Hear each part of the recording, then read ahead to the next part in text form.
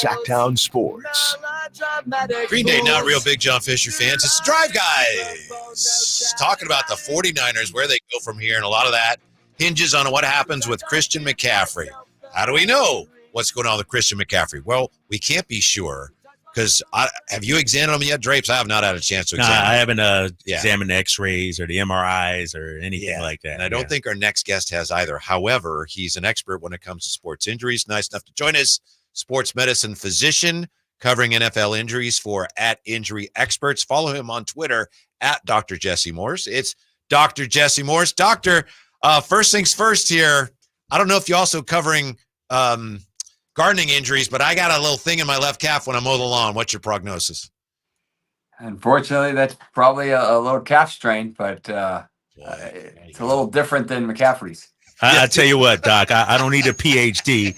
That's just old and out of shape. That's all that is. That's all. It ain't no cat. He's just old and out of shape. That's all. That may be it too.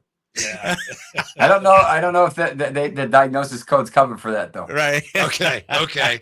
You all kidding aside, I apologize. You tweeted something very interesting this week about Chrstian McCaffrey.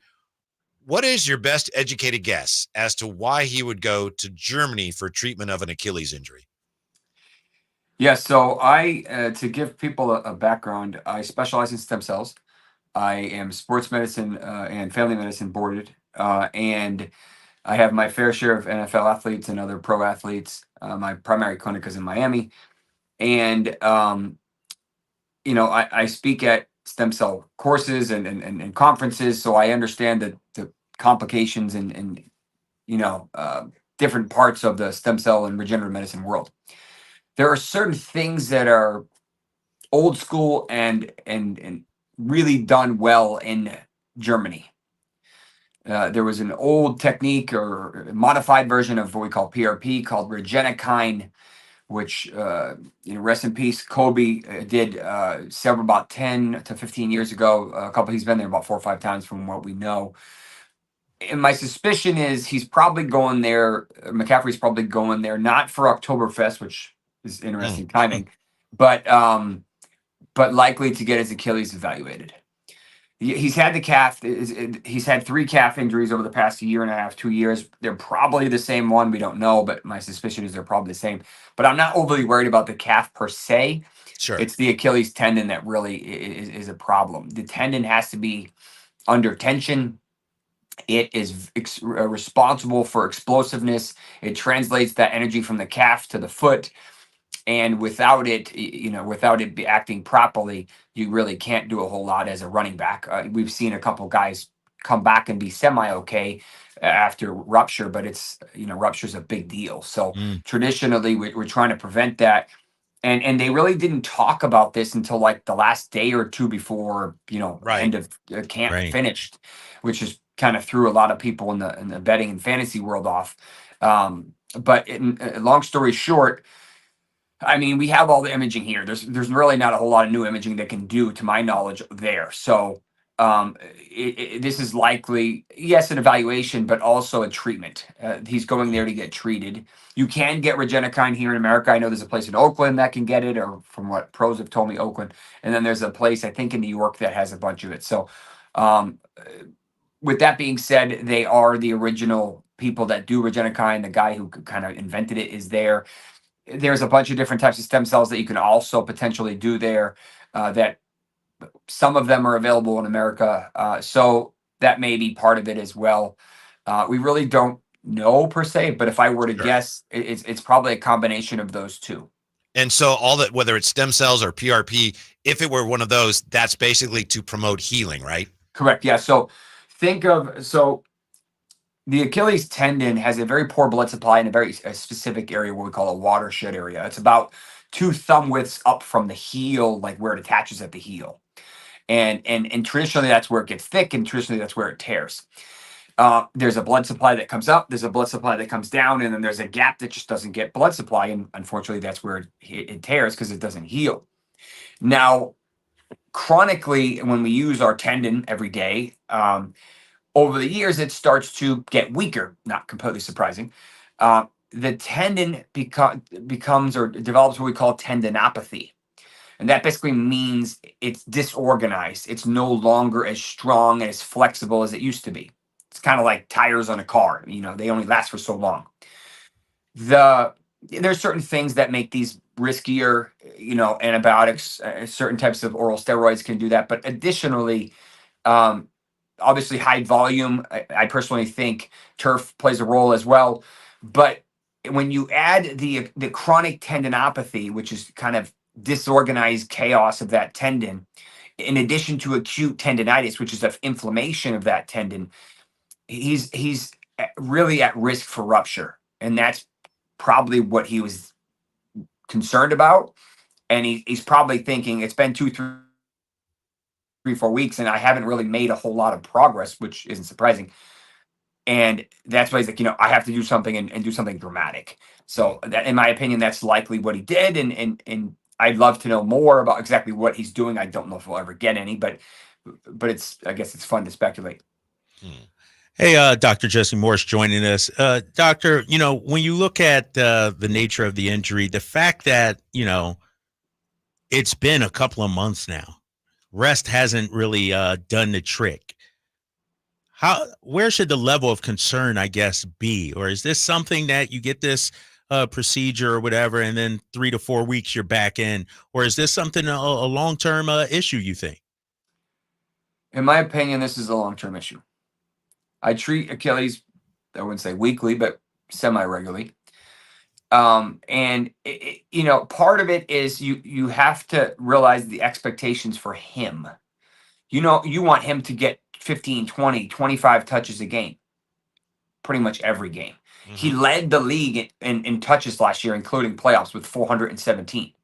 That's a lot of touches. 2 years ago, he didn't quite have that many. In his crazy year in 2019, he had like 450 or somewhere around there. And then he broke down in 2020 and then he broke down again in 2021. So, he's towards the end of his career. Now even when he does come back, whenever that is, if he does, but I think he does, but I'm still not completely confirmed about that. Mm-hmm. I think it's going to be a split. I think what they have in Mason, they have to realize, like, how do you take him off the field, at least to give CMC a breather and to be smart about his injuries? If you're trying to win another Super Bowl or win a Super Bowl, you don't do it in week 10 or 11 or 12, right? You got to save your stars when you have them. Remember, McCaffrey missed week 18 last year with a calf injury. So it's not like, he was healthy all year. I mean, the guy plays through injuries all the time. And then the other part of it is this tendon will never be like when he was 15. I tell my patients that all the time. Like, we don't need it to be, but you're asking a tendon to heal up to the point where you can torture the hell out of it every 7 days. Like, that's hard to do. And he's not exactly a spring chicken anymore. Mm-hmm. It's not like he's 21, 22. That tendon doesn't, we don't heal, quote unquote, as well as at 30 that we do at 20. It's stupid as it sounds. As much as, and I know people who know him, and supposedly who have injected him. I haven't personally evaluated him, and he's very good and takes care of his body. But unfortunately, there's certain things, PRP included, and bone marrow and adipose, the quote unquote stem cells that we can get from us, that create a lot of inflammation. That's how they work. In order to create the inflammation to start the healing cascade, that takes time. So, Gotcha. You have other products, something called exosomes. We have amniotic tissue, which is basically amniotic sac. There's umbilical stuff. There's a bunch of different options. Those are non-inflammatory. So when they go in, they don't create chaos. So someone can have that on a Tuesday and play on a Sunday. I've seen it.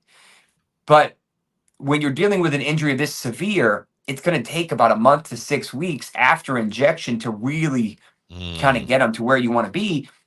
And then you don't want to have to shut him down again. So when he goes back, you want to be able to go back and run with it. So you can't be like, we'll go for a week and then take off a week. Like, no. Doesn't work. So when he goes, he needs to go. So I think that's part of it too. And they got lucky that Mason is like looking incredible. But they're banged up right now. Debo's banged up. He's probably going to miss this week. Kittle might come back this week. you know, Purdy got lucky with his back. He'll play. It's just who he is, but you know that might affect him in some capacity. But I have concerns about McCaffrey, not only when he comes back, but if he comes back. Yeah. Dr. Jesse Morse, MD. Follow him on Twitter at Dr. Jesse Morse. He could use the followers. He's only got 99,000 followers on Twitter, Draves. Hey, can I just ask you one quick one, circling back to something you just mentioned? And I know this is hard because you have not examined him, so I know I'm asking you to go beyond the evidence. But based on what we know, do you think it's still reasonable, in your opinion, to think that McCaffrey could be back at or near full strength before the end of this season? Is it reasonable to think he might? Yeah, I think it's realistic. Okay. I think. I mean, my biggest concern with him is he has what we call a big, if he does, a big interstitial tear, which is basically, you think of you looking at a rope, which is as the Achilles. Look at a rope, and then you look at the middle of it, and there's a big tear in the middle of that rope, and then the rest of the rope fibers are beat up and frayed. So you're asking a beat up, partially torn rope to do the work of a 100% healthy rope. That's, if you want to visualize it, that's kind of what we're, in my opinion, what we're looking at.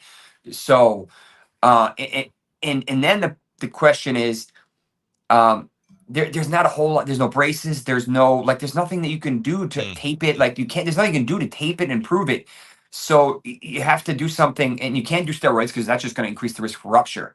So they have to kind of get the swelling, inflammation down, and to the point where he can ramp up and be like, yeah, I'm good.